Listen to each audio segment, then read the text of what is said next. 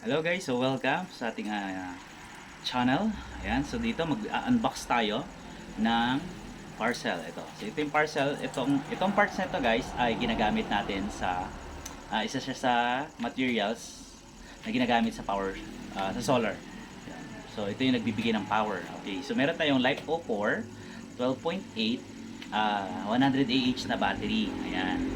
So kasi mga LiFeO4 ay very makukunat. So pag sinabi makunat, matitibay. So unbox natin, mamadali lang natin. So ipopromote lang natin siya kung legit ba yung nabili natin. Okay? So let's go. Lagay natin dito. So mabilisan lang to guys. So ito guys ay nasa 9,600 grams. So mabigat. Mabigat talaga siya.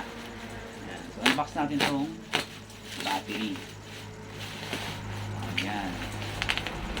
So, tingnan natin kung legit yung store na nabili natin. Ayan. Kasi baka mamaya mahirap na. So, kung ano to guys, after review natin to, pwede nyo tong i-check out. So, iwan ko yung iwan natin yung ayan.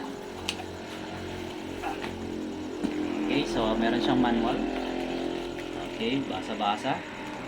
Lithium battery siya guys. Meron na siyang bolt. May kasama na siyang bolt. Oh. Ito na. Okay, dapat kanina namin na-unbox ito. So, wala tayong magagawa late. So, hinahin natin na. Ay! Tiga. Pwede naman itaktak. Ayan guys. So, ang binili naming brand is CST. Same brand naman, yung mga same brand dito guys, yung mga other brand dito guys na Gentai, Solar Home ay same lang rin naman sila guys, at saka dun sa iba.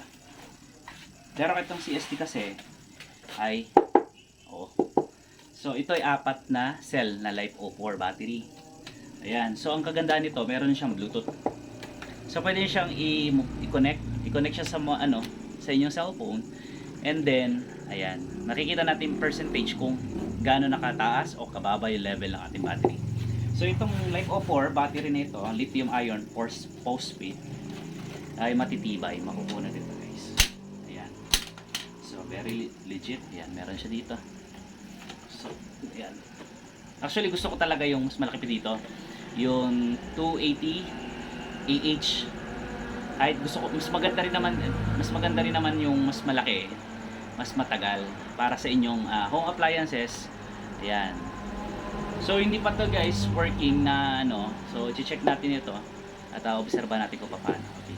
So sa next video natin, yan, i-demo natin ito. So ito legit yung product. Ayan. So nandito yung spec. Ayan. Okay. So ito na yung spec niya. So dito na yung charging niya. Ayan.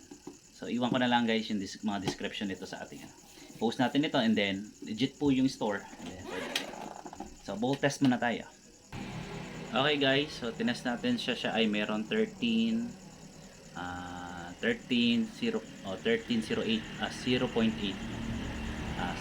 sorry, 0.08 sorry.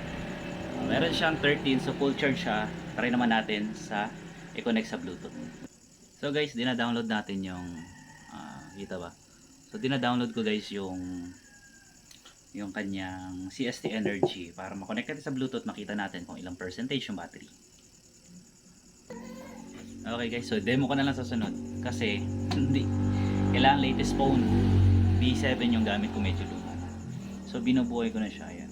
Ito yung ating inverter na PX 1600 watts. Ito next i-review natin ito. So hindi ko ito nabili sa affiliate program. So ito yung nabili ko na before pa ako maka-affiliate or matuto doon mag-affiliate sa Shopee. So ito yung next demo natin. Sayang. Okay. So meron siyang supply, okay, 40, pwede na siya magamit. So sa sunod update natin kung paano, gaano katagal naman siya malobat. Okay, so hindi ko muna gagamitin kasi wala pa akong charger. Okay?